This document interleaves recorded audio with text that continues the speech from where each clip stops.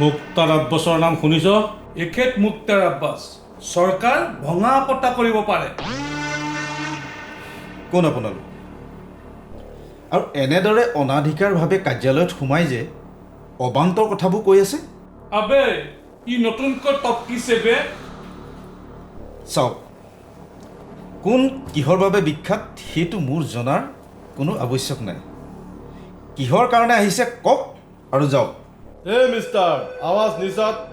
এই মাইণ্ড ইউৰ লেংগুৱেজ।